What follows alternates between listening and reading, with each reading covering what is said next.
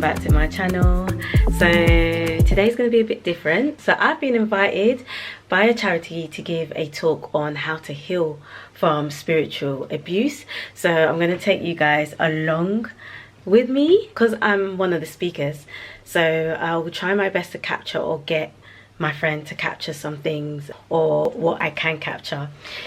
So oh my gosh, I don't know, mixed feelings. It's my first talk, so it should be interesting.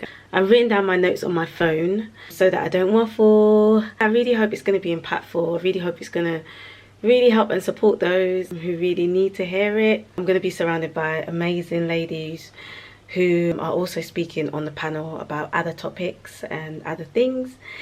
So wish me luck. As you can see guys, I'm on foot today. I am that typical Londoner. I am who's literally rushing for the train. I think I've only got about 5 minutes to ensure that I get the train on time.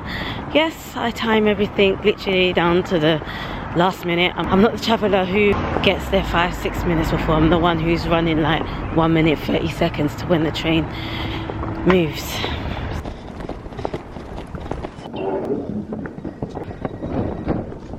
Okay, so I'm on the train, thank God. Like I said, I literally made it 1 minute to 30 seconds like before the train moved. So the stop that I have to get off at is apparently an 18 minutes walk, so I guess I'll get my steps in. I'm not a stepper, I'm not the 10k people, you know, people that do 10k steps, big up to you, but I'm not that. But yeah, I guess I'll get my steps in. Yeah, because it's either 18 minutes walk or I take a boat for like 4 minutes and then still walk for 30 minutes. Like, and I was just like, well, what's the difference between 30 and 18? To some people it's a difference, but I was just like, I might as well just walk it, because this whole kind of jumping on a boat to get to my destination, I'm alright thanks, so I'll just walk.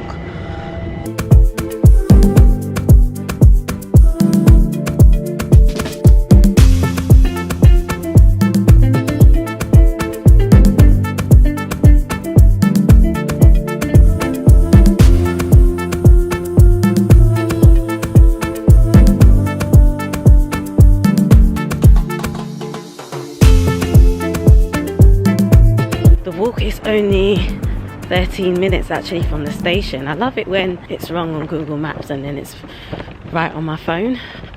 I like that. So yeah, I'm walking. I'm gonna walk for 13 minutes and then hopefully I should get to my destinations. So I'm walking. So basically I've got an extra bag with me because I've got my boots in there. But guys, I'm only 5'2" and certain outfits don't outfitting when I wear flats. Some do, but a lot of my outfits don't. So I've got my boots in my bag. Let me show you it. Big up to As I Am, one of my favourite hair products, natural hair products. I love that brand. I got this bag at an event that I went to. But yeah, so I think I have arrived. One of my friends is there already. She was bang on time, so I rate her for that. So I've changed into my boots. Yeah, this is it. So I've changed into my boots. Let me just show you guys. Yeah, this is it. Yeah, I've changed into my boots so that, you know, I walk in correctly. Do you know what I mean? I walk in correct way. I think, yeah, this is it. Okay, I just need to figure out the entrance, but I know that this is the name of the building. So, oh, here we go. So I'm here, I've arrived. Thank God. Cool. Okay, I think I need to press the buzzer. Thank you. Okay, so we need to figure out if it's, oh, it's here. Alright, so see my friend, Lena. Oh, let's see if I'm going to be in a vlog. She's getting herself ready. Okay, cool. Hi. I know. So, yeah, she's just getting some breakfast. I'm going to join her too. But like, it's a little cute space. That's how it looks. It's quite cute. Show you guys the breakfast options, and I'm going to get myself set.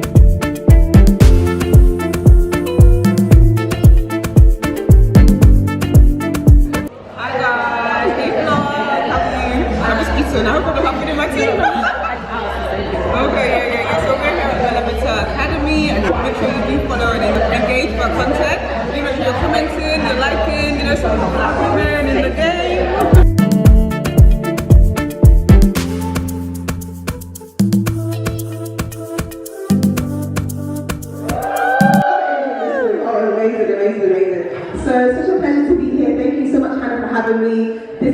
last year we had this incredible Instagram live session, and I was just like so buzzed from it. When she reached out to me, I was like, I'm definitely going to host this. Like, it's such a good platform, empowering young women. I love the aim of it, the mission of it. It's just so beautiful.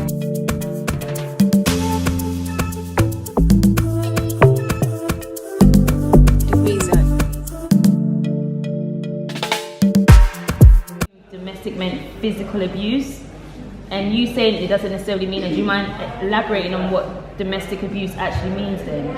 And there's a lot of control. It's all about control and power. And the final step is when they put their hands on you, because that's an exertion of control and power. But it's emotional, it's psychological, it's financial at times. I wanted to ask, because you mentioned having the psychological awareness of maybe I'm avoidant, or what intentional steps can you take once you notice I tend to be prone to go for people who are, what steps can you take so that you break that cycle? I would recommend the book Attached. Okay. So that was like a really big turning point for me. Because there's so much online about attachment theories, but this is like the main book where they kind of gathered the information and made it in terms that everyone can understand. So I read that book. It's got like questionnaires for you to really figure out what your attachment style is. It's got parts for personal things that I was going through. I'm not sure how many of you guys know PCOS, polycystic ovarian syndrome. I've been diagnosed with since the age of 15. Environments, I would get invited to events, and I would put myself in those environments and see those type of people and how they behave, and the type of environment that they're in. They don't have any struggles from everybody else. We all struggle with the same things. I would say theirs is more public, so theirs is more made aware. If they're struggling, they may feel the need to kind of put it on social media or be broadcast on the news. So they go through issues where it's very much they're in the spotlight, very exposed to them. We are on our way to the toilet. We're desperate. Yeah, I don't even mind, Shab. Oh wow. Yeah. But yeah, we're on our way to the toilet. Hi, what's your name? Okay, we're networking. Vanessa. I'm Omalade. Nice to meet you guys. Nice to meet you. You got free? Oh, thank you. So, are you speaking at the event, or were you? Oh no, I'm just supporting my sister. Oh, okay, nice. Who's your sister? Deborah. Oh, Deborah. Okay, cool. YouTube. Nice. I need to get back on it, You do.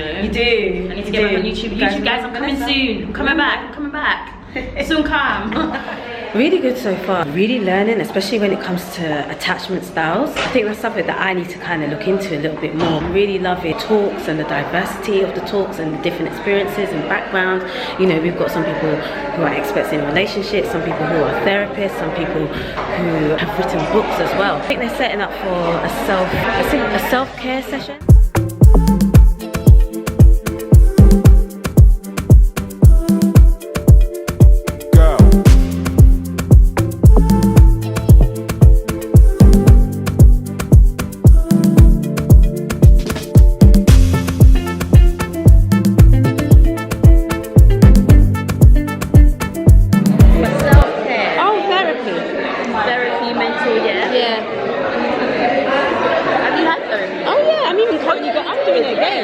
I've even done it again. I've got.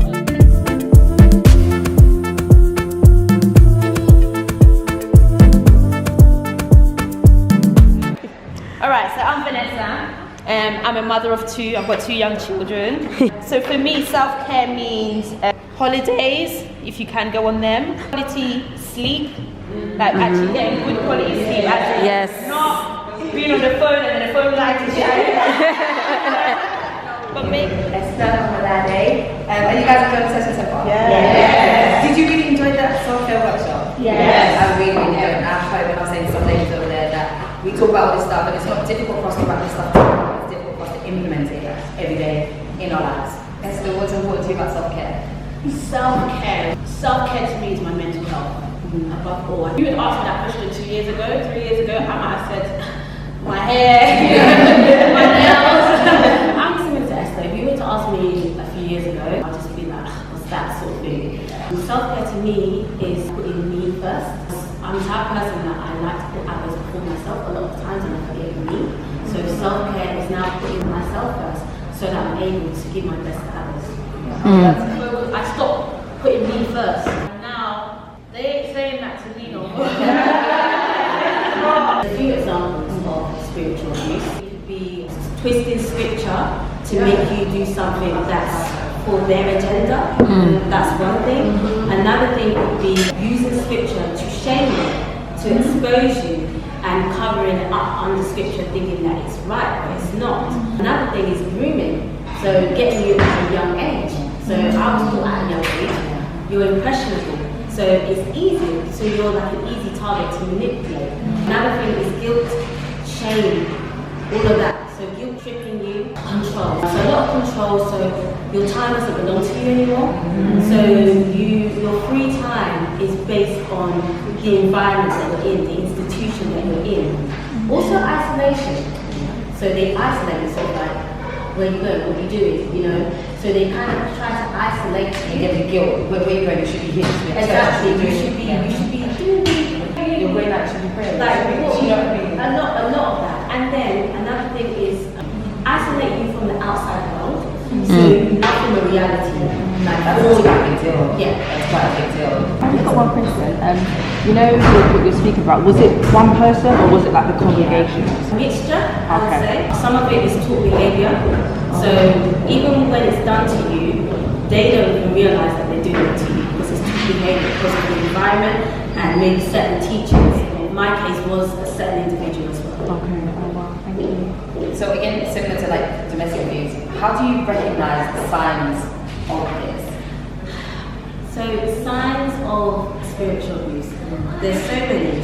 Feeling burnt out and exhausted, always tired, feel like you don't have any time for yourself. You're going to leave the environment, that fear that something bad's going to happen to you.